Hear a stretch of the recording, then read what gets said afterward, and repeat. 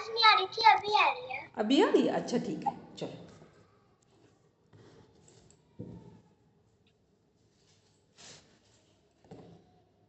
Ma'am आपने मेरे को क्या हाँ, प्रेयर करने को बोला आद्या, प्रेयर करो। ओम भूर्भुवस्वः तत्सवितुर्वरेण्यं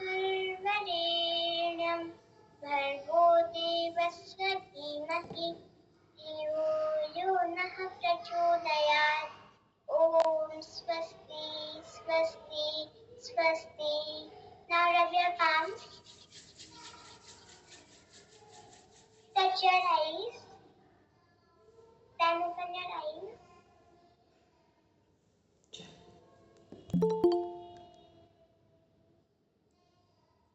अब जो लोग अपना कैमरा ऑन कर सकते हो वो सब कैमरा ऑन करो भाई, क्योंकि कैमरा ऑफ करके तो हम नहीं पढ़ा सकते। जो जो लोग घर पे हैं वो सब ऑन करेंगे कैमरा, क्योंकि अब 3 महीने का टाइम है, इसलिए कैमरा ऑन करके सब बैठना, ठीक। एक बार अपना सिलेबस ओपन करेंगे।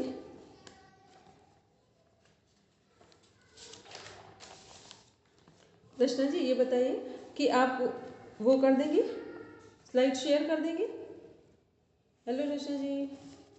जी मैम। हाँ जी मैम। हाँ, चलिए एक बार सब लोग अपना अपना सिलेबस ओपन करेंगे 9th यूनिट पर।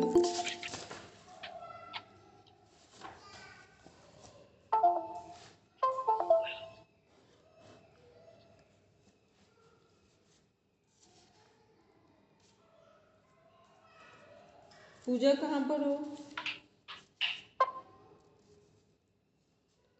सब लोग जो जो कर सकते हैं, मीना, मोनिका मैम, जो जो कर सकते, बाहर हो तो कोई बात नहीं, घर पे हो तो सब ऑन करना, ठीक है। चलिए, कल हम लोग देखा था, अभी स्लाइड शेयर हो रही है आपके। कल हम लोग 9th यूनिट देख रहे थे, जिसमें से हम लोग फर्स्ट जो पैराग्राफ है सबको याद है, सबने पढ़ा हुआ है। चेतना का अर्थ, परिभाषा, वेद, उपनिषद, श्रीमद् भगवद गीता, योग सूत्र, योग वशिष्ठ के परिप्रेक्ष्य में मानव चेतना का आध्यात्मिक व वैज्ञानिक पक्ष, मानव चेतना के विकास की यौगिक विधियाँ, भक्ति योग, ज्ञान योग, कर्म योग, मंत्र योग, अष्टांग योग, हठ योग। सबको याद है कि हम लोगों ने पढ़ रखा है? सब लोग हैंड रेस कर दें जिनको याद है कि पढ़ा है हमने। ये अभी हम लोगों ने लेवल 6 में पढ़ा है, ठीक है। वो क्लास उसी में मर्ज की थी हमने। दिव्या याद है? हेलो दिव्या, ठीक है। मीना? Yes ma'am. हाँ, मीना, मोनिका मैम, दिव्या, अंजू, ठीक है। 2 लोग हो गए, पूजा हो गए, ठीक है। चलिए फिर कल हम लोग नेक्स्ट पढ़ रहे थे शिक्षा में योग, ठीक। अपना सिलेबस सामने रख के देखना तो फिर जल्दी समझ। शिक्षा में योग, योग शिक्षा की प्रमुख विशिष्टताएं और योग शिक्षा के घटक। तो कौन कौन से घटक हैं योग शिक्षा के? हमारे शिक्षक, शिक्षार्थी एवं शिक्षण, ठीक है। शिक्षक, शिक्षार्थी और शिक्षण, ये क्या है? ये घटक है हम लोग। मीन्स कोई भी शिक्षण होगा तो इनकी हमें आवश्यकता पड़ेगी वहाँ पे, क्योंकि अभी हम पढ़ा रहे हैं तो क्या क्या चीज़ें शामिल? हम हैं, आप हैं, शिक्षक हो गया, आप विद्यार्थी हो गए, और जो हम पढ़ा रहे हैं वो शिक्षण का पार्ट हो गया। इसके बाद फिर इसी में है मूल्य आधारित शिक्षा। ये अभी हम लोग देखेंगे कुछ मूल्य आधारित शिक्षा में स्वतंत्र भारत के बाद डॉक्टर सर्वपल्ली राधाकृष्णन जी हैं, उन्होंने सबसे बड़ा काम किया। और क्यों काम किया है ये भी बता दें। क्योंकि जो हमारा एक है कॉलेज, जो इंटर कॉलेज तक की शिक्षा है, इंटरमीडिएट, फिर इसके बाद जो ग्रेजुएशन, जो यूनिवर्सिटी स्टार्ट होती है, जहाँ से यूनिवर्सिटी का पाठ्यक्रम हम लोग पढ़ते हैं, तो वहाँ पर यूनिवर्सिटी के पाठ्यक्रम में जो फर्स्ट पेपर है उसमें 10th यूनिट है हायर एजुकेशन।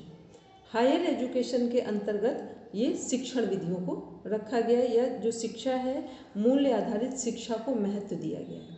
मूल्य आधारित शिक्षा मीन्स शिक्षा ऐसी हो, ये समझ लो स्वतंत्र भारत में जो हम लोग आधुनिक शिक्षा की बात कर रहे हैं वहाँ पर भी कंपलसरी किया गया था कि मूल्य आधारित शिक्षा होनी चाहिए, नहीं तो शिक्षा एक दिन केवल व्यक्ति को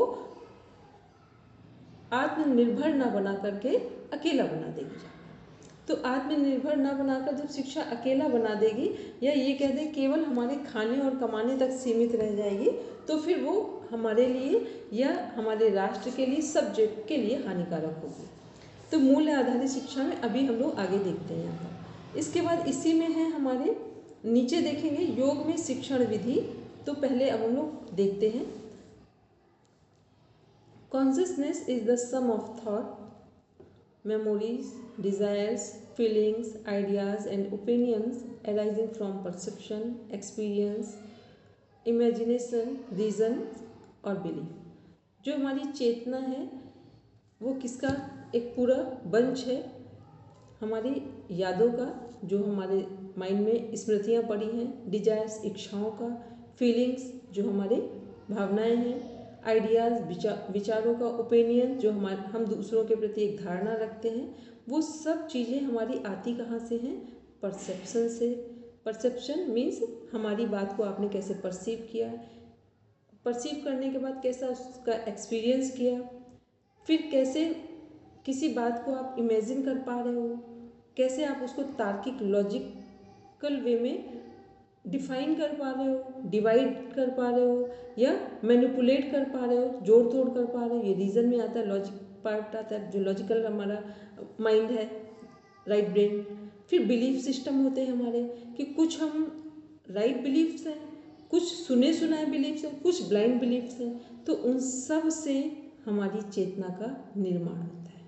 लेकिन यदि ये चेतना हमारी जितनी भी चीज़ें अभी यहाँ पर जितने नेम्स दिए हुए हैं वो सब सकारात्मक होंगी या फिर एक लॉजिक वाला माइंड यूज़ करते हुए हम विचारों को और भावनाओं के बीच में एक लॉजिक भी होगा, तो क्या होगा, जो कॉन्शियसनेस है, जो हमारी चेतना है, वो सहज रूप में या ये बोले कि वास्तविक रूप में काम करेगी। क्योंकि चेतना का परिष्कार कब होता है? जब हमारे चित्त में परिवर्तन होता है। चेतना का परिष्कार हमारे चित्त की में जो परिवर्तन हो रहे हैं उससे हमारी चेतना का परिष्कार होता है। जितने लोगों ने 4th चैप्टर पढ़ा है जिसमें 2nd नंबर का एक सूत्र है जात्यांतर परिणाम। जात्यांतर परिणाम क्या है कि एक जाति से दूसरे में बदलना। एक जाति से दूसरे में बदलने का मीन्स है हमारे चित्त में परिवर्तन होना। चित्त में जैसा परिवर्तन होगा, नकारात्मक सकारात्मक, तो नकारात्मक से जब सकारात्मक परिवर्तन होता है उसे बोलते हैं जात्यांतर परिणाम, एक जाति से दूसरी जाति में बदलना। और ये दूसरी जाति में जो बदलना है उसका नाम है चेतना। कौन सी चेतना है? परिष्कृत चेतना है, जिसका नाम ऋतंभरा प्रज्ञा या विवेक ख्याति है। चलिए अब हम लोग आगे देखते हैं। ये तो हमारा एक छोटा सा रचना जी ने एक प्रॉपर वे में ऊपर लिख रखा था, ये पूरा एक डेफिनेशन फॉर्मेट में, उसको देख रहे थे। अब हम लोग आते हैं जो हमारा 9th यूनिट है उसको देखते हैं। अनुप्रयुक्त दर्शन, ये सब एक एक लाइन में देखेंगे हम लोग।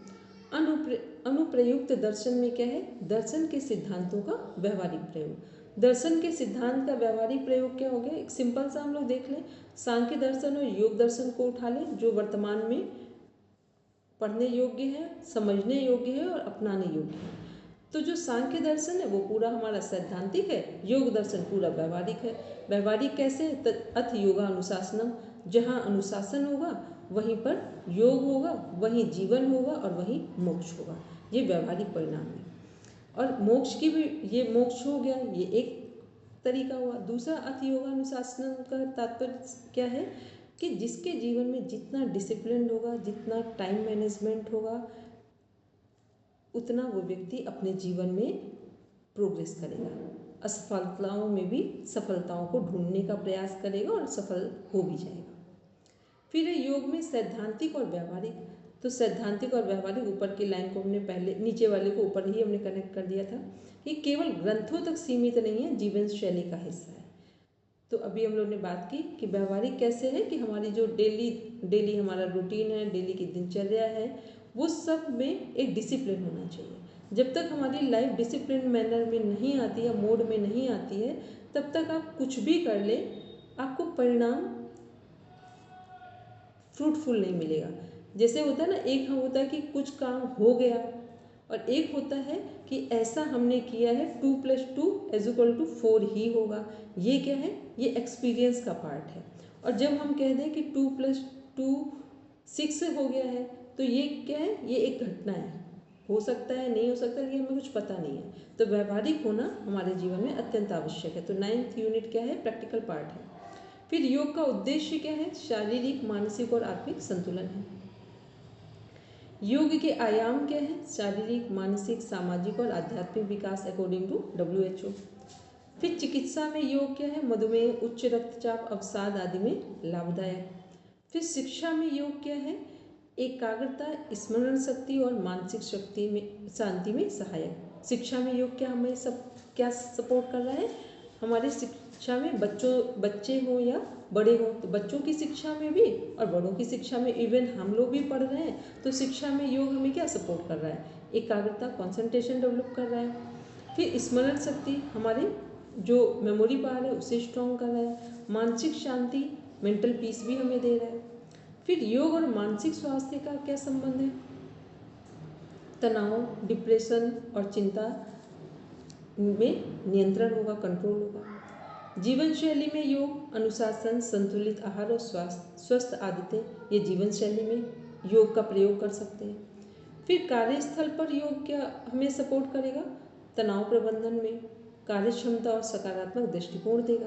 कार्यस्थल में जहाँ कहीं हम काम कर रहे हैं, किसी के ग्रुप में या बहुत सारे लोग हमारे ग्रुप में काम कर रहे हैं, दोनों में ही हमारा स्ट्रेस मैनेजमेंट करना हमें आ जाएगा, हमारी जो वर्किंग स्किल है या स्किल डेवलपमेंट है वो बढ़ेंगे, और जो हमारा पॉजिटिव एटीट्यूड से वो सब भी लगातार इंक्रीज होंगे। इसके बाद है समाज में योग, नैतिक मूल्यों और सामूहिक चेतना को बढ़ावा। समाज में योग की क्या आवश्यकता है कि नैतिक मूल्यों को बढ़ावा मिलेगा। नैतिक मूल्य क्या है, यम और नियम। योग में जब तक आप यम और नियम को नहीं अपनाते तब तक आप कुछ भी कर लें, योग का रिजल्ट आपके जीवन में नहीं दिखाई देगा। आप दिन भर आसन करिए, दिन भर प्राणायाम करिए, कुछ भी करिए, यम और नियम हमारे हैं क्या, अहिंसा, कि हिंसा ना करें, सत्य बोले, सत्य से परिपूर्णित जीवन जिए। फिर है अस्तेय, चोरी ना करना, मन वचन कर्म, किसी भी चीज़ की चोरी ना करना। कुछ ऐसी चीज़ें हैं जो एक दूसरे से ही हम लेते हैं, वो अलग मैटर है, लेकिन किसी के विचारों को चुराना, उसको अपना कह देना, ये सब चोरी में आता है, इससे बचना है हमको। फिर ब्रह्मचर्य क्या है, चिंतन, चरित्र और व्यवहार अच्छा रखें। फिर हमारा अपरिग्रह है, अपरिग्रह मीन्स क्या है, ज़रूरत से अधिक विचारों या सामानों को इकट्ठा ना करें, कलेक्ट ना करें। फिर ऐसे नियम में हमारा क्या, सोच, बाहर की भी सफाई रखें, अंतर मन की भी सफाई रखें, संतोष, जो हमारे पास है उसमें सेटिस्फाइड रहें, और फिर आगे बढ़ने का प्रयास करें। तब क्या है, शरीर और मन के स्तर पर जो संकल्प लिया है उस संकल्प को पूरा करने के लिए तप करें। तप का मतलब जो भी सामने हमारे चैलेंजेस आ रहे हैं उनको फेस करें। उसके बाद स्वाध्याय मीन्स है स्वयं का अध्ययन करना, मंत्रों का अध्ययन करना, शास्त्रों का अध्ययन करना, और ईश्वर प्रणिधान है सब कुछ करने के बाद एक बार अपने सारे कर्मों को परमात्मा को समर्पित कर देना, ताकि जो अहंकार का बोझ हमारे जीवन में आ जाता है उसको पूरी तरीके से समर्पित कर देंगे तो हमारी योग्यता जितनी है उससे कई गुना बढ़ती जाएगी, और जितना जितना व्यक्ति ईगोलेस होता है उतना उसकी योग्यता बढ़ती जाती है। ये था समाज में योग, नैतिक मूल्यों और सामूहिक चेतना को बढ़ावा देना। फिर है आध्यात्मिकता और योग, ज्ञान, भक्ति, कर्म ध्यान योग द्वारा आत्मज्ञान। फिर है पर्यावरण में जो चेतना है, प्रकृति के प्रति जागरूकता और सामंजस्य। जितना जितना हम अपने प्रति अवेयर होते जाएंगे उतना हम प्रकृति के प्रति जागरूक होंगे। प्रकृति के प्रति जागरूक होने से तात्पर्य है कि प्रकृति का दोहन नहीं करेंगे, कहीं से भी प्रकृति को नुकसान नहीं पहुंचाएंगे। और जब कोई व्यक्ति अपने आप में सामंजस्य बिठाना जानता है तो वो प्रकृति के हर व्यक्ति, वस्तु, जीव जंतुओं सबके साथ सामंजस्य बिठाना सीख जाता है। निष्कर्ष क्या निकला, ओवरऑल एक कंक्लूजन क्या आया, योग एक संपूर्ण जीवन शैली जो व्यक्ति और समाज दोनों को जागरूक बनाता है। ठीक है, तो ये क्या है, ये हम लोग ने देखा 9th यूनिट के कुछ ऐसे पॉइंट्स जो एक एक पॉइंट्स को के सामने लिखा है कि किसका क्या अर्थ है। फिर हम लोग देख रहे हैं चेतना का अर्थ और स्वरूप, अर्थ, परिभाषा और स्वरूप। ठीक है, एक बार रिवीजन दे रहे हैं, बाकी सबके पास स्लाइड है इसकी। अर्थ है चेतना का मतलब जागरूकता या किसी चीज को समझने और अनुभव करने की शक्ति से है, और चेतना का संबंध हमारी आत्मा से है। परिभाषा है वैज्ञानिक रूप से ये हमारे दिमाग और इंद्रियों की वह शक्ति है जिससे हम सोचते, महसूस करते और प्रतिक्रिया देते हैं। जितनी जिसकी चेतना जागृत होगी उतना वो व्यक्ति सही डिसीजन ले पाएगा। आध्यात्मिक रूप से देखते हैं तो आध्यात्मिक रूप से क्या है कि आत्मा की वह ऊर्जा जिससे मन, बुद्धि और अहंकार काम करते हैं। स्वरूप क्या है हमारा यहाँ पर। फिर चेतना में जितनी हमारी योग में डेफिनेशंस हैं वो सब चेतना में जुड़ जाती हैं। ठीक है, वो सारी स्लाइड्स में दिया हुआ है, ये एक रिवीजन के लिए यहाँ पर लिया है। इसके बाद स्वरूप में क्या है, शारीरिक चेतना, शरीर से जुड़ी संवेदनाएं जैसे गर्मी सर्दी महसूस करना। अच्छा, शारीरिक चेतना जो है गर्मी सर्दी महसूस करना, ये योग में किसका अभ्यास करेंगे जिससे गर्मी सर्दी से हम बाहर आ जाएंगे, गर्मी और सर्दी दोनों के एहसास से बाहर आ जाएंगे। तप। वेरी गुड, तप। और समत्व योग, वो भी है, तप भी होगी और आसन। आसन तत्व दोनों अभिज्ञात। ठीक है, आसन भी हो गए, बोलेंगे मोनिका मैम। मैम प्राणायाम से, प्राणायाम से होगा, लेकिन जो हम लोगों की डेफिनेशन है वो एक आसन से है और तप से है, और आसन तप के अंदर ही आते हैं। तो एक नियम के पार्ट में तप आता है, और जब हम लोग आसन पढ़ते हैं 46 से स्थिर सुखम आसनम प्रयत्न शैथिल्य अनंत समापत्तिभ्याम ततो द्वंद्वान विघातः, तो ये क्या है, ये आसन में जुड़ेगा, सर्दी और गर्मी पर विजय प्राप्त करेंगे, मतलब इनसे हम बाहर आ जाएंगे। फिर मानसिक चेतना, मानसिक चेतना क्या है, जहाँ पर विचार, भावनाएं और निर्णय लेने की शक्ति है। आध्यात्मिक चेतना क्या है, आत्मज्ञान, ध्यान और मोक्ष की ओर आगे बढ़ने की प्रक्रिया है। तो ये हम लोग स्वरूप में देख रहे हैं, और ये हम लोग जो स्लाइड में देखा था उसको भी हम लोगों को याद है कि क्या क्या हम लोगों ने पढ़ा है। अब देखते हैं एक बार चेतना को एक शॉर्ट फॉर्म में देख लेते हैं। उपनिषद के अनुसार चेतना के 4 स्तर कौन कौन से हैं, जागृत, स्वप्न, सुसुप्ति और तुरीय, 4 स्तर हैं। इसी को हम लोग क्या बोलते हैं, आ, उ, म, चंद्रबिंदु। मंडूक उपनिषद के अनुसार ही ये हिंदी में लिखा हुआ है, और ओमकार की 4 मात्राएं भी इसी में कनेक्ट हो जाएंगी।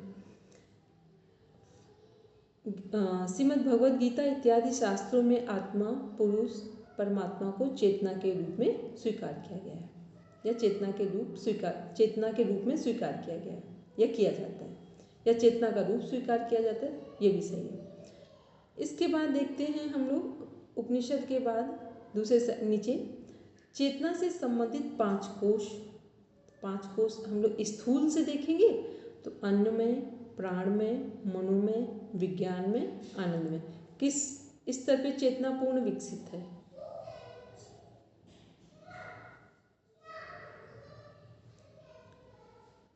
किस स्तर पर चेतना पूर्ण विकसित है, आनंदमय कोश में। आनंदमय कोश में। वेरी गुड, ठीक है।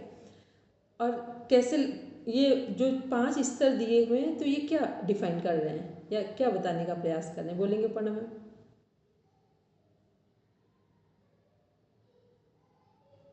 एक एक स्टेज से हम जब बढ़ेंगे तो हम फाइनली आनंदमय कोश में जाकर के चेतना के पूर्ण स्तर को अनुभव कर पाएंगे। शुरुआत अन्नमय कोश से होगी कि कैसा अन्न हमने खाया, उससे हमारी चेतना का स्तर क्या हुआ, वो सूक्ष्म रूप में जाकर के हमारे शरीर में हर एक सेल में कैसे काम करता है। फिर उसके बाद हम प्राणमय कोश की तरफ जाएंगे, वहां पर हम प्राणों का विस्तार कर रहे हैं। बेसिकली हमारी वाइटल एनर्जी पर काम करेगा, जो हमारी वाइटल एनर्जी को क्या बोलेंगे, इम्यून, जिसको बोलते हैं रोग प्रतिरक्षा तंत्र, जीवनी शक्ति। ठीक है। फिर उसके बाद ये मन के कोश पर काम करेगा, जहां पर जैसे मन में हमारे विचार उठते रहते हैं। तो वो, और फिर वो कैसे विचार है, अच्छे विचार हैं या बुरे विचार है, जहाँ पे हम जैसे क्लिष्ट और अक्लिष्ट से इसको कनेक्ट कर सकते हैं कि एक ही चीज है, एक ही हमारे पास में इंद्रिय है, उसमें किस तरह से हम क्लिष्ट में वो जा रही है या अक्लिष्ट में जा रही है। यानी वो हमारे लिए, सपोज एक कान है हमारा, तो हम कान से भजन भी सुन सकते हैं और कुछ गलत चीज भी सुन सकते हैं। आंखों से कुछ अच्छा भी देख सकते हैं और कुछ गलत भी देख सकते हैं। उसका प्रभाव हमारे मन पर पड़ेगा, फिर मन में भी हमारे उसी तरह के भाव और विचार आने शुरू होंगे। उस मनोमय कोश के बाद में हम विज्ञानमय कोश की तरफ बढ़ेंगे।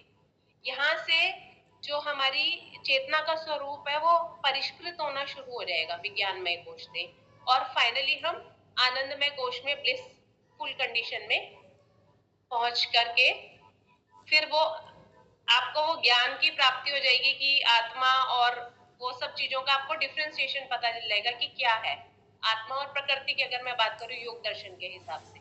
ठीक है। तो यहाँ पे हम लोग क्या देख रहे हैं कि जो चेतना का विस्तार हो रहा है, चेतना विकसित हो रही है, डेवलप हो रही है, वो स्टेप बाय स्टेप हो रही है, सडन नहीं हो। और किसी की अगर सडन हो भी जाए तो ये कौन से लोग होंगे? ये सब विदेह प्रकृति भाव प्रत्यय वाले योगी होंगे या योग भ्रष्ट साधक होंगे, जिनकी सडन अगर किसी एक कोष में, आनंदमय कोष थोड़े दिन में या अचानक उनका वर्किंग में आ गया या विकसित हो गया, तो ये फिर वो लोग, ये वो आत्माएं हैं जो पहले यात्रा करके आए। सडन कभी कुछ नहीं होता यहाँ पर, क्योंकि योग क्या है, कंप्लीट साइंस है। तो साइंस में स्टेप बाय स्टेप ही होगा। वो भले कि जो कॉस्ट्यूम है, जो हमारी बॉडी है, वो चेंज, बॉडी का जो कॉस्ट्यूम है वो चेंज हो गया हो, लेकिन ये नहीं हो सकता है कि किसी को फाइनल स्टेज पे कोई व्यक्ति ऐसे ही पहुंच गया, ये कभी नहीं होगा। वो कैसे भी होगा, लेकिन उसने यात्रा पूरी की है तभी वो वहाँ पहुँचा है। भले इस जन्म में लग रहा है कि वो अचानक से पहुँच गया है तो वो करके आया है, अन्यथा वो धीरे धीरे करेंगे। ठीक है। तो यहाँ चेतना का, जितने भी चेतना के आयाम हैं जो बताया जा रहा है, केवल ये कहना है सभी का कि अपनी चेतना को स्टेप बाय स्टेप विकसित किया जाए। और स्टेप बाय स्टेप जब हम विकसित करते हैं तो क्या होगा, या परिष्कृत करते हैं, विकसित भी नहीं कहेंगे, चेतना के लिए सबसे अच्छा हिंदी में एक एप्रोप्रिएट वर्ड है परिष्कृत करना। ठीक है। परिष्कृत और परिमार्जित दो वर्ड यूज़ किए जाते हैं। तो परिष्कृत करना क्या होता है कि एक एक स्टेप में चेतना विकसित हो रही है। जैसे हम लोग चक्रों की बात करते हैं तो ये चेतना के स्तर, जागृत, स्वप्न, सुषुप्ति, तुरीय, ये कोष देख रहे हैं, तो ये सब क्या हो रहे हैं, पहले मूलाधार, फिर स्वाधिष्ठान, फिर मणिपुर, फिर अनाहत, फिर विशुद्धि, फिर आज्ञा चक्र। बस ये सारे अपने अपने योग में जो जिसने जो कॉन्सेप्ट दिए हैं, उन्होंने अपनी चेतना को अपने अनुसार कॉन्सेप्ट दिया है, जो यौगिक रेफरेंस के अनुसार। और फिर हमने क्या करना है कि जो हमें अपनी नेचर के अनुसार अच्छा लग रहा है, उस कॉन्सेप्ट को लेकर हमने चेतना के परिष्कृत होने को स्वयं में अनुभव करना सीखा है। कोई चक्रों से देख रहा है अपनी चेतना को परिष्कृत होते हुए, कोई तत्वों से देख रहा है, कोई जागृत, स्वप्न, सुसुप्ति, तुरीय अवस्था से देख रहा है। साइको वाले लोग जो कनेक्ट हैं वो अल्फा, बीटा, थीटा, डेल्टा, इनसे देख रहे हैं। तो वो देखने, कुछ भी देखेंगे, ओवरऑल देख क्या रहे हैं, केवल अपनी चेतना के परिष्कृत होने को ही देख रहे हैं कि चेतना कैसे परिष्कृत हो रही है, कैसे बुद्धि प्रज्ञा में बदल रही है। बुद्धि प्रज्ञा में बदली तो ये क्या है, चेतना का परिष्कृत स्वरूप है। फिर इसके बाद हम लोग दूसरे साइड देख रहे हैं वेदांत में, वहाँ क्या है, केवल ब्रह्म है और प्रकृति है। तो वहाँ कौन सा कॉन्सेप्ट है कि जो हम हैं वही पूरी प्रकृति है। जिसने ब्रह्म स्वरूप को जान लिया है, तो अहम ब्रह्मास्मि का कॉन्सेप्ट क्या है कि जो हम है वही पूरी सृष्टि है। तो यहाँ पर किससे भेदभाव, कोई भेदभाव करने वाला है ही नहीं, ना किसी से राग है, ना किसी से द्वेष है, क्योंकि जब हम हैं और पूरा यूनिवर्स हमारा ही शरीर है, तो किससे हम भेदभाव करेंगे? कौन यहाँ नर बचा, कौन नारी बची, कोई बचा ही नहीं। यहाँ पर पूरी प्रकृति और एक पुरुष वाला कॉन्सेप्ट आ गया। फिर देख रहे हैं मानव चेतना के विकास की यौगिक विधियाँ देख रहे हैं। तो मानव चेतना के विकास की यौगिक विधियाँ क्या है? कोई व्यक्ति अपनी चेतना का विकास भक्ति योग से करेगा। ठीक है। अब यहाँ पर कुछ नाम अपने अपने नोट करेंगे एग्जाम्पल में, क्योंकि जब कभी आप पढ़ाएंगे तो बिना एग्जाम्पल के हम तो बता देंगे, आपको नहीं पता हो, अपनी तरफ से बोलेंगे 2 या 3 नेम बोलिए जिनको याद हो। भक्ति योग में कौन, किसका नाम, जिनकी चेतना पूरी परिष्कृत है भक्ति योग के माध्यम से? मीराबाई मैम। Very good. और तुलसीदास जी। Very good. सूरदास जी। बस हो गया, उनके नाम लिख लीजिए, ठीक है। जहाँ की नोट से बना रहे वही नाम लिख लीजिए। फिर ज्ञान योग से महर्षि रमन। ठीक है। और जितने वेदांत वाले सब लोग ज्ञान योग में जाएंगे, ठीक है। शंकराचार्य जी। शंकराचार्य। आचार्य शंकराचार्य। वो ये दयानंद, महर्षि दयानंद सरस्वती जी, ठीक है। ये सब ज्ञान योग में आ जाएंगे। रामानुज। ये हाँ, सब ज्ञान योग में आ जाएंगे, ठीक है। फिर कर्म योग में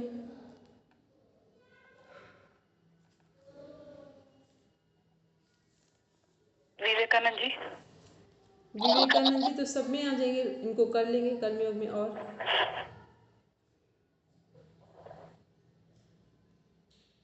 टी कृष्णदास जी मैम, ये ऐसे तो नहीं बोलेंगे इनको, और बोलेंगे कर्म योग में। और कौन आएगा?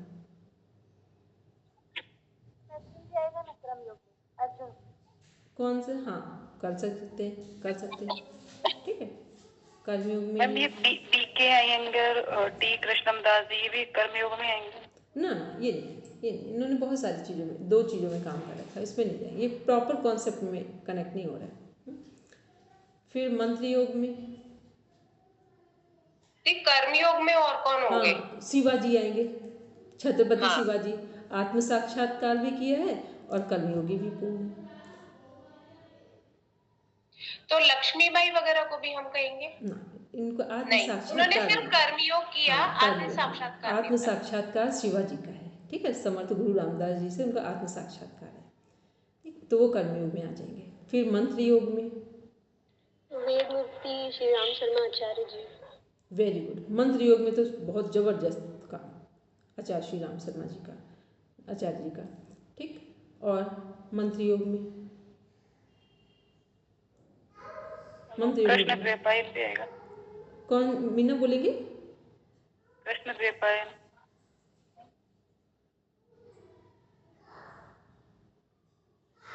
और बोलेंगे आचार्य श्री राम शर्मा आचार्य जी। और मंत्र योग में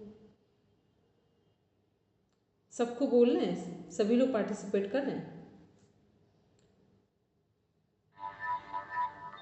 ओम नमो भगवते वासुदेवाय किसका मंत्र है?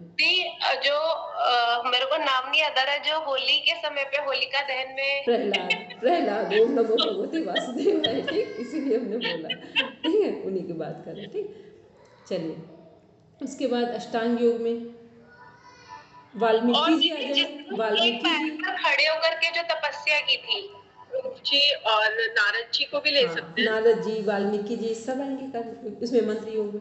मतलब वो लोग जो मंत्र के अधिष्ठाता के तरीके, जिन्होंने मतलब इतना गहरे में काम किया हो कि मंत्र को वैज्ञानिक स्वरूप दे दिया हो, ठीक है, तो उनकी बात यहाँ पर थी। जो एक बच्चे ने एक पैर पे खड़े होकर जो तपस्या की थी, हाँ, वो भी कह सकते हैं, लेकिन प्रहलाद को ले, प्रहलाद ले लेंगे, ठीक है। ध्रुव को लेना चाहे उनको भी ले सकते हैं, ठीक। फिर इसके बाद आते हैं अष्टांग योग में।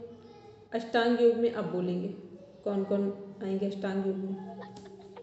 महर्षि पतंजलि और स्वात्माराम जी। ना, अष्टांग योग में नहीं है, वो तो हठ योग में है। और अष्टांग योग में कौन आएंगे?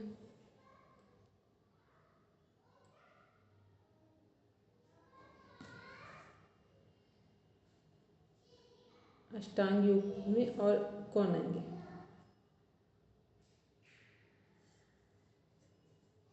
कोई नाम याद आया किसको?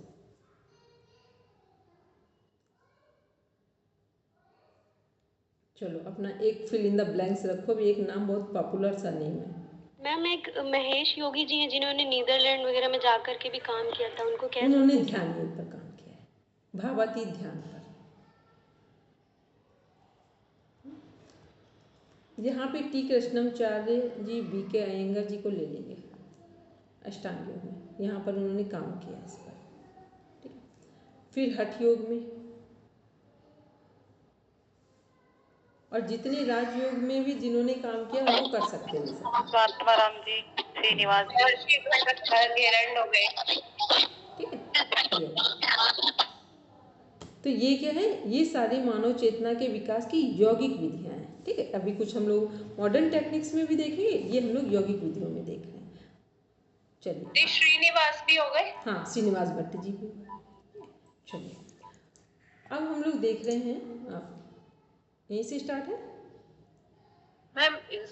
इससे नीचे जो शिक्षा में योग है, अब वही ले सीक्वेंस से ही चलना है या ये वाला जो नहीं, content अभी है? शिक्षा, एक मिनट देख लीजिए ना, एक मिनट आ जाते हैं। ये हो गया, फिर इस, ये तो हम लोगों ने पूरा देख लिया। हाँ, अब देखेंगे ये वाला पॉइंट, देखेंगे योग शिक्षा की प्रमुख विशिष्टताएं, योग शिक्षा के घटक, शिक्षक विद्यार्थी, ये वाला पहले लेंगे, फिर इसको लेंगे। जी मैम, ये थोड़ा सा पीछे है, मैं अभी हाँ, लगा रही हूँ, हाँ, 2 वो मिनट लेंगे, में। ठीक है, क्योंकि वो छोटा सा पार्ट है, बस इसके बाद फिर इसी को उठाएंगे उसमें, क्योंकि मूल यहाँ आधार पे शिक्षा, योग वशिष्ठ के परिप्रेक्ष्य में रह गया है। उसमें योग वशिष्ठ दिया नहीं है। योग वशिष्ठ इसलिए नहीं दिया हुआ है क्योंकि उसमें हठ योग भी आ रहा है, ज्ञान योग भी आ रहा है, तो इसलिए अलग से नहीं दिया है। ठीक है, ओके, ठीक है। लेना और चाहिए। दी जो अनुप्रयुक्त दर्शन के रूप में योग है, इसको जो हम अप्लाइड फिलॉसफी बोल रहे हैं, तो उसको क्या बोलेंगे? क्या चीज फिर से बोलेंगे अपन हम? जो फर्स्ट पॉइंट है हमारा इस यूनिट का, जिसमें अनुप्रयुक्त दर्शन के रूप में योग है, दर्शन मीन्स होता है देखना। अप्लाइड फिलॉसफी जो हमने अलग अलग एस्पेक्ट में जो पढ़ी थी, ये वो चीजें हो ना, गई। दर्शन यहाँ पर है देखना, ओके, कि हम कैसे देख रहे हैं योग। ठीक है, तो हम कैसे योग वशिष्ठ में योग को देख रहे हैं, श्रीमद् भगवद गीता में, वो वाला दर्शन यहाँ पर। ठीक है, अब देखते हैं शिक्षा में योग। ठीक है, तो जो शिक्षा में योग है, एक बार, ठीक है, शिक्षा में योग देख रहे हैं। शिक्षा में योग का तात्पर्य केवल शारीरिक अभ्यास से नहीं, बल्कि शिक्षक और विद्यार्थी के बीच आध्यात्मिक, नैतिक एवं मानसिक विकास की प्रक्रिया से भी है। ठीक है, जो हम, क्योंकि अब हम लोग योग वाला पढ़ रहे हैं, तो वहाँ पर केवल वन वे कोई कॉन्सेप्ट नहीं है। और वैसे भी शिक्षा का मतलब, ये तो योग में हम लोगों को अलग से बताया जा रहा है ताकि हम लोग अवेयर हो जाएं। अदरवाइज शिक्षा का अर्थ यही था, जो हम लोगों की भारतीय सनातन संस्कृति है, सनातन पद्धति है, वहाँ शिक्षा का अर्थ विद्या से ही है। कहीं पर भी शिक्षा व्यक्ति को केवल कमाने और खाने के लिए शिक्षा नहीं दे रही है। ये तो अभी का बस एक कॉन्सेप्ट हम लोगों ने बना लिया है कि शिक्षा का मतलब है, बस पहले से पता है कि इनको केवल अपना करियर बनाना है, बस पैकेज लेना है और व्यक्ति की शादी होनी है, बस इतने तक ही मनुष्य जीवन मिला है। ठीक है, शिक्षा का अर्थ ये, शिक्षा में सर्वांगीण विकास छुपा हुआ है। तो सर्वांगीण विकास कब होगा व्यक्ति का? जब वो व्यक्ति शिक्षा को विद्या में लेगा, तब होगा। तो ये क्या है हमारा, जिसमें शिक्षक और विद्यार्थी के बीच क्या है, आध्यात्मिक, नैतिक एवं मानसिक विकास की प्रक्रिया से भी है। योग एक ऐसी पद्धति है जो शिक्षा को मूल्य आधारित, अनुशासित और आत्म ज्ञान परक बनाती है। पहले मूल्य आधारित, फिर अनुशासित और फिर आत्मज्ञान परक बनाती है। क्योंकि जब जीवन में मूल्य होंगे, वैल्यूज होंगी, तो आप अनुशासन लाएंगे अपने जीवन में। जब वैल्यूज ही नहीं है, कोई मूल्य ही नहीं है आपके जीवन में, कोई मॉरल वैल्यूज ही नहीं है, तो अनुशासन की बात ही नहीं होगी। जब आपको लगेगा कि माता पिता का हमें आदर करना चाहिए, तो आप अनुशासन लाएंगे। हमें समय पर जाना चाहिए, तो आप समय पर जाने के लिए बाध्य होंगे, अनुशासित होंगे। जब आपके जीवन में कभी भी चले जाएं, हम कैसे भी काम कर लेंगे, तो अनुशासन की कोई वैल्यू नहीं बचेगी। तो पहले मूल्य हो हमारे जीवन में, वैल्यूज़ हो, फिर डिसिप्लिन हो, उसके बाद फिर थर्ड नंबर पे आत्मज्ञान परक बनाती है। मीन्स हमें सोल ओरिएंटेड या सोल सेटिस्फेक्शन के मोड में काम करना सिखाती है। फिर है शिक्षा की परिभाषा। ठीक, शिक्षा की परिभाषा श्रीमद् भगवद गीता के अनुसार देख रहे हैं। तद्विपरीतपातेन परिप्रश्नेन सेवया उपदेशयन्ति ते ज्ञानम ज्ञानिनस्तत्त्वदर्शिनः। श्रीमद् भगवद गीता के 4th चैप्टर में 34 नंबर का श्लोक है। अर्थ है, सच्चे ज्ञान को प्राप्त करने के लिए 3 आवश्यक तत्व। वो कौन कौन से 3 आवश्यक तत्व हैं? प्रणिपात मीन्स श्रद्धा और विनम्रता के साथ गुरु के प्रति समर्पण। परिप्रश्न मीन्स सत्य को जानने की जिज्ञासा। सेवा मीन्स गुरु की सेवा और समर्पण। जब भी गुरु की सेवा आ जाए तो एक बात सब लोग बड़ा ओपन हार्ट ओपन माइंड समझ लेंगे, कभी भी कोई आज तक जो सही मायने में सदगुरु हो या गुरु हो वो कभी अपनी सेवा नहीं करवाते हैं, ये पहले समझ लें। यहाँ कहीं पर भी भूल नहीं करेंगे, वो कभी भी अपनी सेवा करवाते ही नहीं हैं, ठीक है। यहाँ सेवा से तात्पर्य है जो हमने सीखा है गुरुकुल में उसको कैसे अप्लाई करें, उसको कैसे जीवन में यूज़ करें, उसका नाम है यहाँ सेवा, ठीक है। एक बार वो हाँ ठीक है, तो ये क्या है कि एक बार पीछे लेंगे, बैक लेंगे कृष्ण जी जो पढ़ रहे थे, ठीक, एक मिनट। तो ये क्या है सच्ची, जो यहाँ पर अब एक बार देखेंगे जो 3 हमारे शिक्षा में या एक विद्यार्थी के जीवन में 3 जो मुख्य बातें होनी चाहिए व्यक्तित्व में, तो वो जो 3 बातें हैं, तो इसका मतलब ये नहीं हुआ कहीं पर भी कि श्रद्धा और विनम्रता के साथ गुरु के प्रति समर्पण, तो यहाँ गुरु के प्रति समर्पण के लिए गुरु भी उस योग्य होने चाहिए, ठीक, गुरु भी उस योग्य होने चाहिए। ऐसा नहीं है कि कोई समर्पण आपको, क्योंकि समर्पण सब लोग समझ लें कि समर्पण करने का प्रयास नहीं होता है, समर्पण सहज हो जाता है, प्रयास में समर्पण नहीं होता। कोई व्यक्ति ये कहे कि आप इनके प्रति श्रद्धा रखें, प्रेम करें, प्रयास करें, समर्पण करें, कभी नहीं होगा। वो सब कुछ सहज में घटता है, प्रेम, श्रद्धा और समर्पण ये सहज में घटते हैं। जिनके पास ऐसे सद्गुण होंगे वहाँ पर अपने आप ही श्रद्धा और विनम्रता घटित हो जाएंगे। फिर है परिप्रश्न, सत्य को जानने की जिज्ञासा। सत्य को जानने की जिज्ञासा यदि हम किसी के समक्ष रखेंगे तो वो गुरु और सद्गुरु जो हैं वो इस योग्य होंगे, तभी वहाँ जिज्ञासा हम रखेंगे भी और हमारी पूरी होगी। अन्यथा आप कहीं पर भी रखिए, या तो आपको व्यक्ति इधर उधर की बातों में टाल देंगे, या तो कह देंगे कि अभी आपकी उम्र नहीं है, या तो अभी आपका समय नहीं है, वो सब कुछ कह देंगे लेकिन नो नहीं बोलेंगे, ठीक है।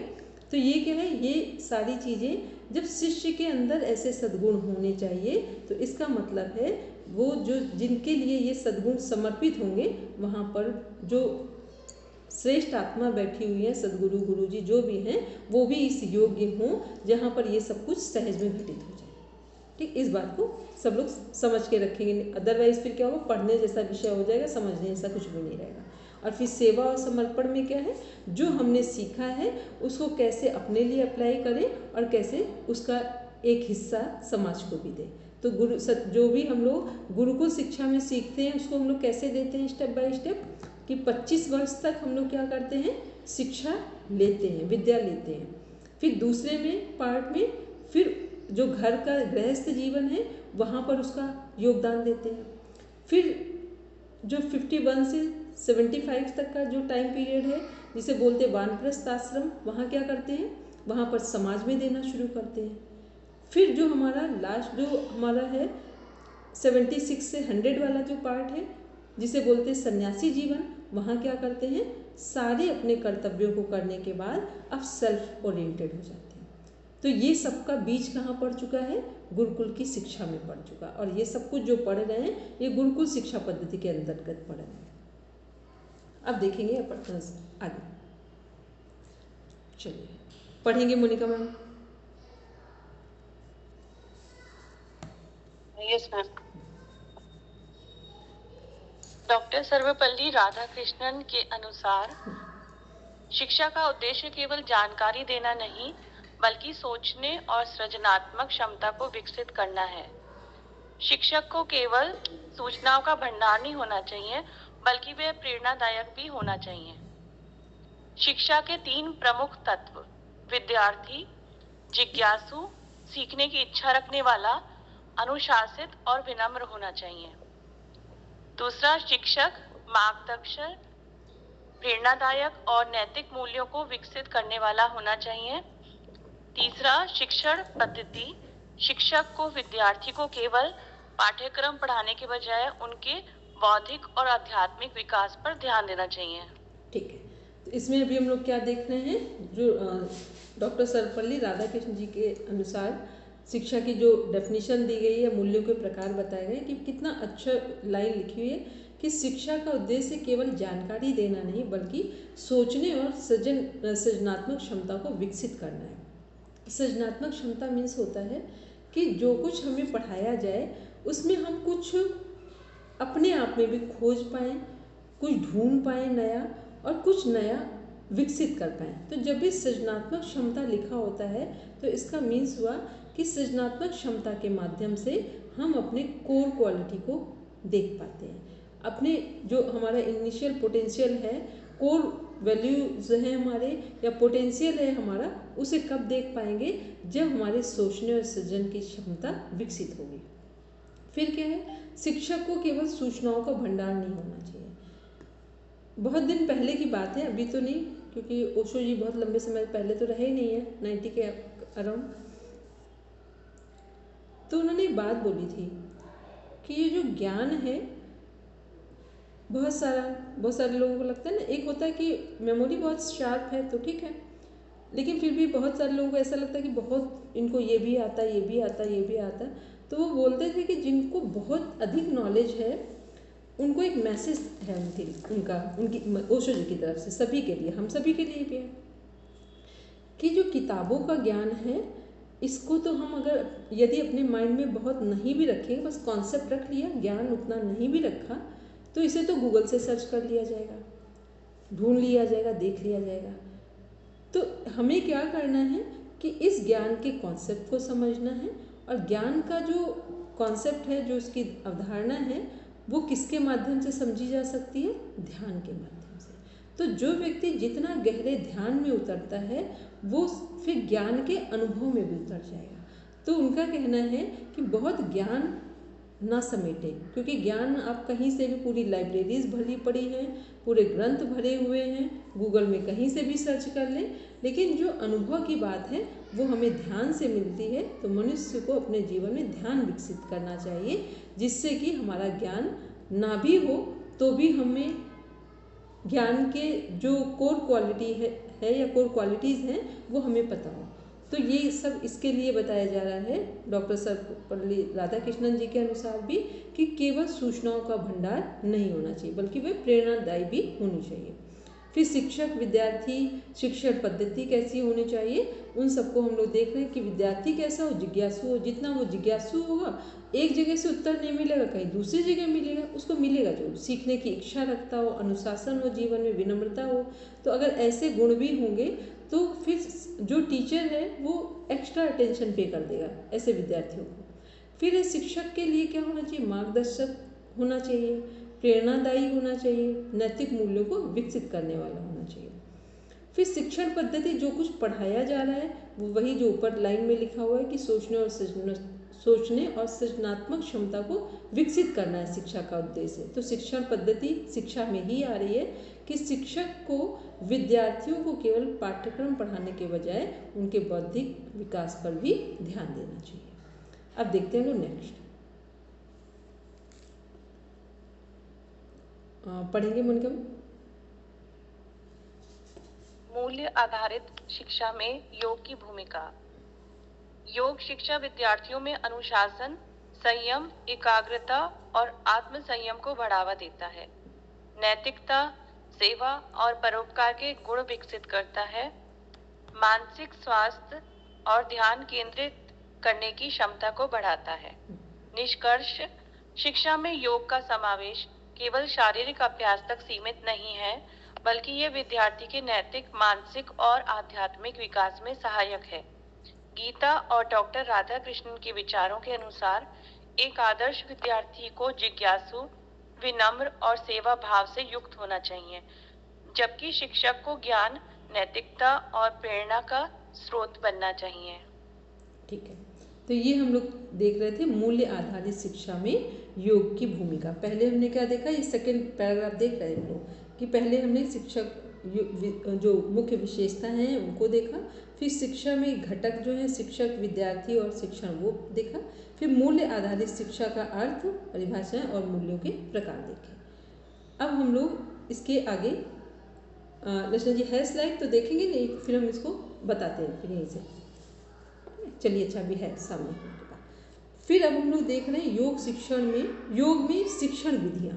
ठीक है, तो योग में शिक्षण विधियाँ क्या कौन कौन सी उन्हें देखते हैं। शिक्षक एवं अधिगम, इस कॉन्सेप्ट को बहुत ध्यान से क्लियर करेंगे। ठीक है सभी लोग, शिक्षक एवं एक मिनट, थोड़ा सा कुछ एक वर्ड गलत हो गया है, वर्ड नहीं लेटर गलत हुआ है। शिक्षक की, हाँ शिक्षण है ये, योग में शिक्षण विधि है। तो यहाँ पर शिक्षण एवं अधिगम होना चाहिए, शिक्षण एवं अधिगम। तो शिक्षण और अधिगम को पहले एक बार समझ लेते हैं, फिर आते हैं इस कॉन्सेप्ट पे। शिक्षण और अधिगम में क्या अंतर है बोलेंगे, रचना जी को छोड़कर बोलेंगे। शिक्षण और अधिगम में क्या अंतर है बोलेंगे अंजू। पहले तो अधिगम का मीन्स पता है सबको, लर्निंग है। अधिगम मीन्स लर्निंग और शिक्षण टीचिंग। टीचिंग और लर्निंग के बीच में बेसिक डिफरेंस क्या है बोलेंगे अंजू।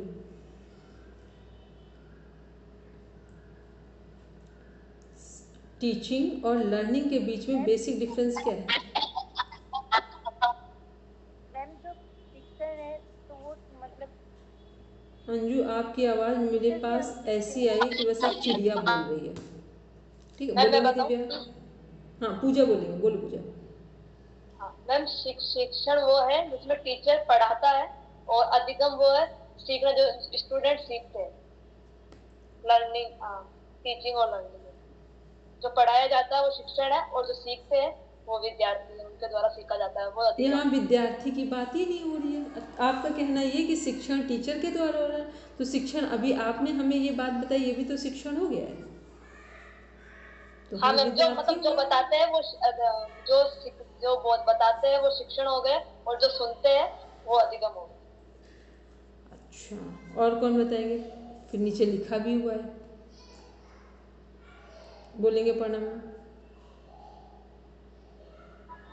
टीचिंग जो होती है वो एक तरीके से साइंटिफिक प्रूफ फैक्ट्स होते हैं जो टीचर विद्यार्थियों को सिखा रहा है, और लर्निंग जो होती है वो स्टूडेंट्स अपने एक्सपीरियंस, अपने जो अभ्यास करते हैं, वो अनुभव जो होते हैं उनको, उसके माध्यम से वो सीखते हैं।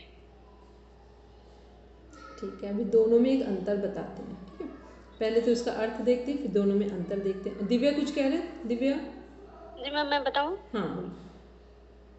मैम शिक्षण वो हुआ जैसे आप एक सिलेबस है हमारा यूजीसी नेट का, आप उसको पढ़ा रहे हैं। और लर्निंग वो हुआ कि जैसे हमने षटकर्म पढ़े, फिर उनको हमने किया, तो आपने जो पढ़ाया शायद हमारे कुछ अनुभव अलग हैं, तो उन अनुभवों को और उन चीज़ों का प्रयास करके, अभ्यास करके हमारे जो एक्सपीरियंस होंगे, तो वो हमारा लर्निंग होगा, तो उसको अधिगम कह सकते हैं। और जो आप सिलेबस के अकॉर्डिंग पढ़ा रहे हैं तो वो शिक्षण हो गया। ठीक है, चलिए अभी इसमें अभी एक पॉइंट इनकम्प्लीट है। यहाँ पर दीदी ये रहेगा, हर एक स्टूडेंट का अपना अलग अनुभव हो सकता है और अलग उसकी एफर्ट हो सकती है, तो वो सबका अलग अलग होगा। टीचर एक है जो सारे स्टूडेंट्स को एक ही कॉन्सेप्ट को पढ़ा रहा है, लेकिन सुनने वाले बच्चे जो है वो अपने अनुसार उसको ग्रैस्प कर रहे हैं। शिक्षण और अधिगम जो है, टीचिंग और लर्निंग में एक और अंतर है, या एक मतलब ऐसा कॉन्सेप्ट है जिसको ध्यान से केवल उसको गहराई में देखेंगे तो समझ में आएगा। जैसे अभी मान लो हम पढ़ा रहे हैं आपको, ठीक है, हम पढ़ा रहे हैं, तो आपने जैसे बोला था अपने में हमने कि जब कोई शिक्षण होगा, टीचिंग होगी, तो वो साइंटिफिक भी होगी, सिस्टमेटिक भी होगी। ठीक है, लेकिन जैसे अभी कोई भी जब शिक्षण कह दिया जाएगा, कहीं मान लो अभी हम लोग कुछ नहीं देख रहे हैं, आपस में ऐसे ग्रुप में बैठे हुए हैं, अब शिक्षण की बात होगी और अधिगम की बात होगी, तो शिक्षण क्या है, शिक्षण में वैज्ञानिकता होगी और एक अनुशासन होगा, एक सिस्टम होगा, एक क्रम होगा, सुव्यवस्था होगी। लेकिन लर्निंग में क्या होता है, लर्निंग, शिक्षण के अंदर लर्निंग है, लेकिन प्रत्येक लर्निंग में शिक्षण नहीं है। इसका अर्थ ये हुआ कि हमने आपसे कहा कि आप थोड़ा ठीक से बैठिए, हमने कहा आप थोड़ा सा ठीक से बैठिए। ये शिक्षण का पार्ट है कि लर्निंग का पार्ट है?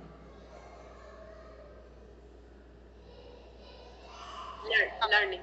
ये लर्निंग का पार्ट है, लर्निंग का। ठीक है। और हमने कहा कि जब आप कोई कॉन्फ्रेंस अटेंड करेंगे तो उसमें आपको चेयर पे कैसे बैठना है वो तरीका बताया।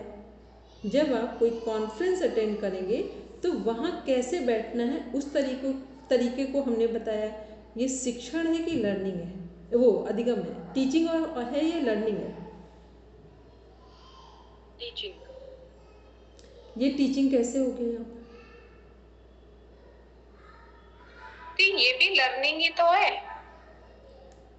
जब हमने कहा कॉन्फ्रेंस में कैसे बैठना है उस तरीके को समझाया, ये शिक्षण है। मतलब प्रत्येक टीचिंग के अंदर लर्निंग का होना आवश्यक है, लेकिन प्रत्येक लर्निंग के अंदर टीचिंग का होना आवश्यक नहीं है। घर में मम्मी पापा पेरेंट न जाने रास्ते चलते हम लोग कितनी चीज़ें सीखते हैं, तो वो सब शिक्षण में नहीं आती हैं, वो लर्निंग में आती हैं। शिक्षण वो है जिसे हम सिस्टमैटिक साइंटिफिक सीखते हैं और उसे साइंटिफिक प्रूव कर सकते हैं, वो सब सिस्टम वो हमारा टीचिंग में आएगा। और तो टीचिंग के अंदर क्या है, लर्निंग होना आवश्यक है। लेकिन प्रत्येक लर्निंग जो लर्निंग का पार्ट है हमारे जीवन में हर क्षण हम लोग सीख रहे हैं। कई बार हम लोग बार बार घर में रह रहे हैं और रिश्तों को नहीं बना पा रहे हैं, सबकी बात सुनते हुए दुखी हो रहे हैं। एक टाइम आता है कि हमें फिर लग जाता है कि अब इग्नोर करना है। ये किसने सिखाया आपको? ये लर्निंग का पार्ट है, ये शिक्षण नहीं शामिल है यहाँ पर। कुछ लोग ऐसे हैं कि वो पहले से ही सीख जाते हैं, उन्हें सीखने की जरूरत है, वो पहले से बोल कर चलते हैं। एक हम अभी कुछ टाइम पहले की बात बता रहे हैं, ऐसे एक ग्रुप में थे, बैठे हुए थे और टीचिंग वाला एक ग्रुप था। उसमें एक ऋचा करके एक लड़की थी, वो बोल रही थी कि कुछ भी करो ससुराल में, लास्ट में तो सब कहेंगे कुछ किया ही नहीं, तो हम करेंगे ही क्यों? कुछ भी करो ससुराल में, लास्ट में जीवन में यही पता चलेगा कि तुमने किया क्या है, तो फिर हम ऐसा मानकर चल रहे हैं पहले से करेंगे ही नहीं। फिर उसका दूसरा एक जो कॉन्सेप्ट था वो उसने समझाया, वो बहुत ही इंटरेस्टिंग था। उसने कहा कि जब भी होता था मेरे पापा एक ही बात बोलते थे कि तुम यहाँ कुछ काम नहीं करती हो, ससुराल में जाकर तुम्हें ये करना पड़ेगा, ये करना पड़ेगा, ऐसा करना पड़ेगा। तो और जब भी होता यहाँ सीख लो, नहीं तो वहाँ क्या करोगे? तो वो कहती थी कितना भी हम अपने घर में सीख ले पापा, वहाँ जाकर सब कहेंगे वहाँ क्या सिखाया गया था मायके में, तो हम उनसे कहेंगे कि हमें यही सिखा दो, वहाँ से कुछ सीख कर ही नहीं आए। बिल्कुल सही कहा। ये हमने बताया, बिल्कुल लर्नेड स्कॉलर्स के बीच की बात बोल रहे हैं। अब वो पूरा ग्रुप उसका नाम नहीं बताएंगे, तो वहाँ की बात बोल रहे हैं। तो ये बात समझ आया कि लर्निंग और टीचिंग में क्या अंतर है, ठीक है। तो कुछ इतने क्लियर माइंड चलते हैं कि उनको ये लगता है कि ऐसा हम क्यों करेंगे, जब ऐसा है तो ऐसा ही करेंगे।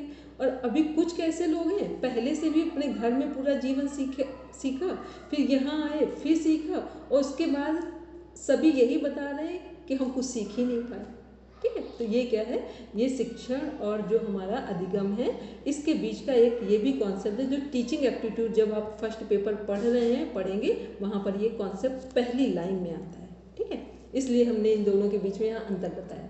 और बाकी शिक्षण का जो एक अर्थ है, बोलेंगे पढ़ें? ये थोड़ा लेट बताया अपनी बात कि जाके ससुराल में सीखो जो सीखना, सही कहा बिल्कुल। यहाँ क्यों हम सीख करके तो इसलिए बताया ना, कभी कभी कितनी अच्छी इंटरेस्टिंग, ऐसा नहीं, अब देखो ये कहीं नहीं, वहाँ हम लोग बैठे हैं टीचिंग ग्रुप में बैठे हैं, इतनी बड़ी बड़ी बातें हो रही हैं, लेकिन ये बात कितनी कोई साइंस नहीं है यहाँ पे, कुछ भी नहीं है, लेकिन लर्निंग का कितना बड़ा पार्ट है। तो सच में ये हमको भी लगा, अब तो मतलब मेरे मन को भी आया कि अपने आप को केवल इस्टेब्लिश कर लो, physical, mental, social, financial, spiritual, ये सब तैयार करो, लेकिन ये तैयार मत करो कि वहाँ क्या, ये तैयार करो जैसी परिस्थिति हो उसके अनुसार अपना विवेक यूज़ करना, जैसी परिस्थिति हो उसके अनुसार अपना विवेक यूज़ करना। तो ये कौन करेगा, जो अपने घर में जिसके माता पिता ने सभी डायमेंशन से उसकी हेल्थ को डेवलप किया, उनको ये नहीं बताया है कि ऐसा होगा, वो ऐसे कहेंगे, ऐसे करें, कुछ नहीं कहो उनसे, उनसे को पूरा ओवरऑल अपने आप को डेवलप करो। अब वहाँ जैसा हो वो आप अपना माइंड यूज़ करना, हमारी शिक्षा को लेकर मत जाना, क्योंकि कई बार व्यक्ति हमारी शिक्षा को लेकर जाता है और वहाँ परिस्थितियाँ कुछ और होती हैं। अब वो व्यक्ति दो तरफ से कंफ्यूज होता है कि ये लोग ऐसा कर रहे हैं, घर में ऐसा सिखाया गया है, तो अब वो अपना विवेक होते हुए भी विवेक यूज़ नहीं कर पाता है। तो बच्चों को तैयार करने में, क्योंकि ये हम लोग कितना 9th यूनिट बहुत इम्पॉर्टेंट यूनिट है कि हम कैसे अपने आप को तैयार करें, अपने बच्चों को तैयार करें, और जब भी कहीं ग्रुप में पढ़ाएं तो उन्हें कहानी मत समझाएं कि नहीं ऐसा करना चाहिए वैसा करना चाहिए। हर समय बताएं, अपने विवेक के अनुसार परिस्थिति के साथ सामंजस्य बिठाएं, विवेक का यूज़ करते हुए, हमारे अनुसार किसी को, क्योंकि हमने कहा सच बोलना है, अब वो व्यक्ति वहाँ सच बोल दे तो उसी की फांसी लग जाए, तो ये थोड़ी ना समझाना है, ये भी बताना है कि सच को परिस्थिति देखकर बोलना, अपना विवेक यूज़ करना जाकर, ऐसा नहीं कि सच बोलकर खुद ही फांसी पर चढ़ जाना। तो ये सबका भी हमें ध्यान रखना है। तो ये क्या है, ये किसका पार्ट है, शिक्षण और अधिगम के बीच का अंतर था कि शिक्षण में अधिगम टीचिंग में लर्निंग शामिल है, लेकिन सभी लर्निंग्स में टीचिंग शामिल नहीं है, लेकिन फिर भी वो हमारे जीवन का एक आवश्यक हिस्सा बन सकता है या बन सकती है। ठीक है, तो ये अब हम लोग कल पढ़ेंगे, इसका अर्थ लाइन में देख लेते हैं। शिक्षण क्या है, सामान्य उसमें देखते हैं। शिक्षण वह प्रक्रिया है जिसमें शिक्षक विद्यार्थियों को एक निर्धारित पाठ्यक्रम के माध्यम से व्यवस्थित ज्ञान प्रदान करता है। फिर अधिगम क्या है, वह प्रक्रिया है जिसमें विद्यार्थी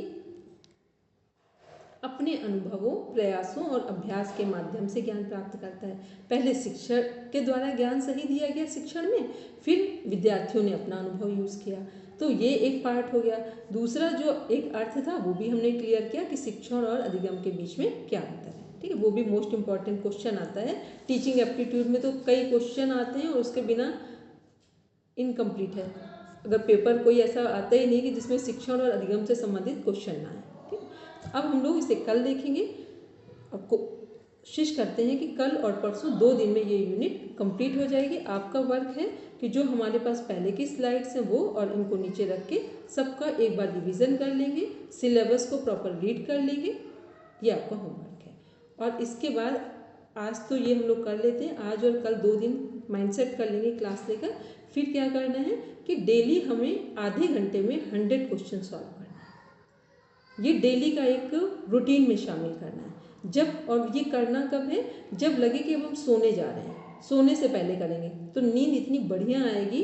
100 क्वेश्चन करने के बाद सारे माइंड की एनर्जी एक जगह आ जाएगी और नींद भी अच्छी आएगी, और क्वेश्चन पेपर सॉल्व करने की जो हमारी टेक्निक है या जो टाइम है हमारा कि आधे घंटे के ड्यूरेशन में ही काम करना है, तो वो भी कर लेंगे। ठीक है, चलिए अब हम लोग शांति पाठ करेंगे।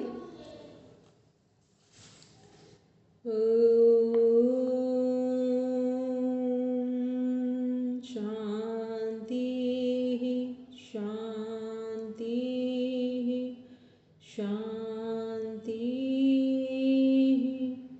सर्वारिष्ठस्तु शांतिर्भवतु। Now rub your palm, touch your eyes, then open your eyes. चलिए, सबको प्रणाम।